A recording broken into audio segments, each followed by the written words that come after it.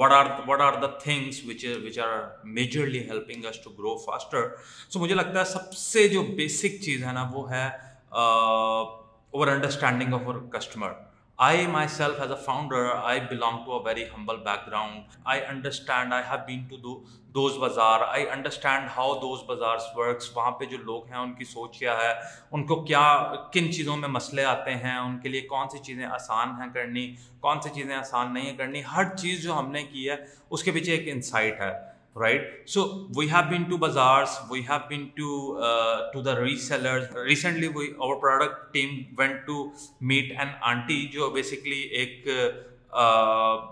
एक मोहल्ले में जो है वो फैसलाबाद से कुछ सूट्स मंगवाती हैं और वो पूरे मोहल्ले में बेच देती हैं, और उनकी कलेक्शन का बेसिकली उनके मोहल्लेदार वेट करते हैं कि कब वो आंटी मंगवाएंगी सूट. सो हम गए, हम उनसे मिले, हमने उनसे देखा कि वो किस तरह से काम कर रही हैं.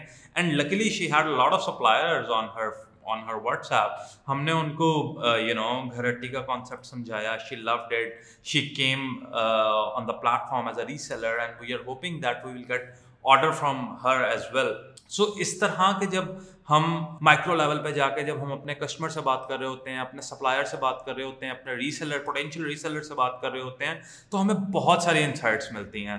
हमें पता लगता है कि यार how difficult for a supplier to upload products.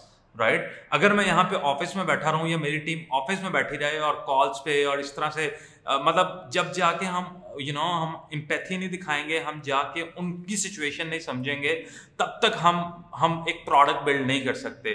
तो हम जाते हैं, हम सप्लायर्स के प्रॉब्लम सॉल्व करने की कोशिश करते हैं कि सप्लायर्स अगर ऑन बोर्ड आना चाह रहा है लेकिन उसके क्या हर्डल्स हैं, क्या उसको फोटोग्राफी में मसले आ रहे हैं, तो हम उसको बताते हैं कि आप किस तरह से फोटोग्राफी कर सकते हैं, अब कौन से टूल्स हैं जो यूज़ कर सकते हैं.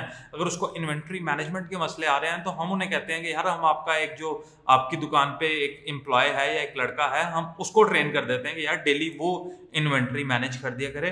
इसी तरह हम रीसेलर को ज़्यादा से ज़्यादा एंगेज कर रहे होते हैं, उसका फीडबैक ले रहे होते हैं. रीसेलर हमें बता रहा होता है कि आपको ये वाली कैटेगरी में हमारे पास ज़्यादा ऑर्डर्स हैं, आगे ईद आ रही है, we are planning for that as well कि ईद पे कौन कौन सी हम रीसेलर से इंसाइट ले रहे हैं कि भाई ईद के करीब कौन कौन सी आपकी प्रोडक्ट्स बिक रही हैं. मुझे लगता है ये है कि जितनी भी हमारी ग्रोथ है या जितनी हमारी ग्रोथ हो रही है उसकी मेन वजह ये है that we are not assuming anything.